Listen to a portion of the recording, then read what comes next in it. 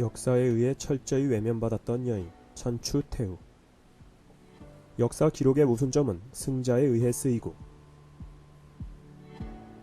또 후세의 역사관으로 쓰인다는 점이다. 그런 면에서 볼 때 천추태후는 너무도 억울하다. 왜냐? 지탄받아야 할 명확한 이유가 없고 인정해야 할 업적은 분명하기 때문이다.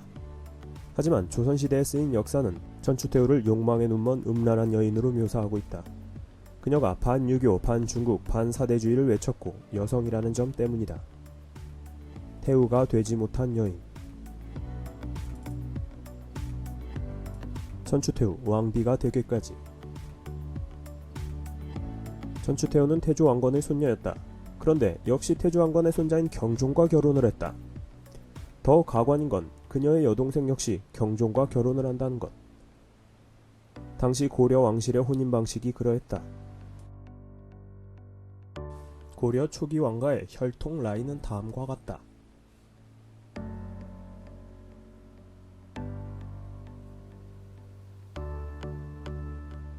그런데 천추태후는 경종의 5 왕비들 중에서 가장 먼저 아들을 낳았기 때문에 장차 태후가 될 자격을 갖고 있어서 그녀의 운명은 그야말로 장밋빛 청사진이었다. 하지만 예기치 않게 천추태후가 아이를 낳은 지 1년 만에 경종이 급사하면서 경종의 후사로 난데없이 천추태후의 오빠인 성종이 즉위하게 된다. 이때 천추태후의 나이 18살이었다. 성종의 박해. 성종이 즉위한 후 천추태후의 아들은 궁궐에 남아 성종의 손에서 자라고 천추태후는 아들과 떨어져 궁궐에서 가장 깊숙한 곳에서 살게 되었는데 이후로 천추태후는 외척이던 김치향과 사귀게 된다.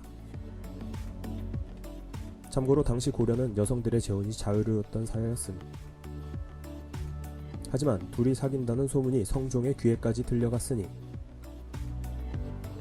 중국식 유교를 중시하던 성종은 여동생의 행동을 매우 불쾌하게 받아들였다.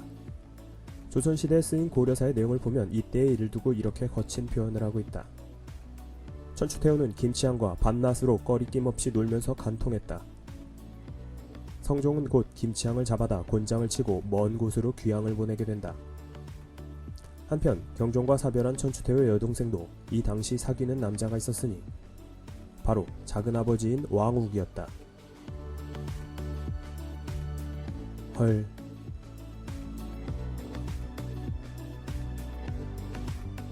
헌정왕후는 급기야 왕욱의 아들까지 임신하는데 뒤늦게 이 사실을 안 성종은 왕욱 역시 귀양을 보낸다. 성종, 아니 여동생들이 모두 하나같이 왜들 그러는 거임? 하지만 이별의 상심을 느끼던 헌정왕후는 자살을 결심하고 집 앞에 나무단에 불을 지른 뒤 그 속으로 뛰어들었는데 주변에 있던 사람들이 재빨리 달려들어 가까스로 구해낼 수 있었다. 그리고 바로 그 순간 산기를 느끼고 그 자리에서 아이를 낳는데 애석하게도 헌정왕후는 아이를 낳자마자 세상을 뜬다. 결국 두 자매에게 유교적 순결을 강요했던 성종 때문에 한 명은 죽음을 맞았고 다른 한 명은 간통한 불륜의 여자로 낙인 찍혔던 것이다. 천추태후는 과연 불륜의 여인일까? 고려사를 집필한 조선시대 사대부들의 생각에는 남편과 사별한 여인이 외간 남자와 어울리고 상대 남자가 근친이라는 데서 도저히 납득이 안 돼 혀를 내둘렀겠지만 서기 900년대의 고려시대에는 너무도 자연스러운 일상이었다. 애초에 고려시대 여성은 순결을 강요받지 않았다. 왕실의 사람이라면 다르지 않을까?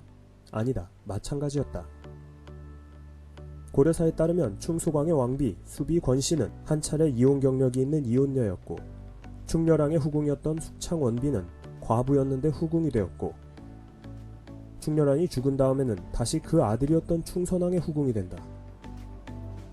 심지어 성종조차도 왕비였던 문덕왕후의 경우는 과부 출신이었다. 이렇듯 고려시대는 왕실이나 일반인들이나 재혼에 대해서 아무런 규제가 없었다. 그러나 조선 초기 유학자들에 의해 쓰인 고려사에서는 당시의 시대상을 전혀 이해하지 못하고 그저 유교적 관점에 입각해 천추태후를 불륜의 여인으로 서술하고 있을 뿐이다.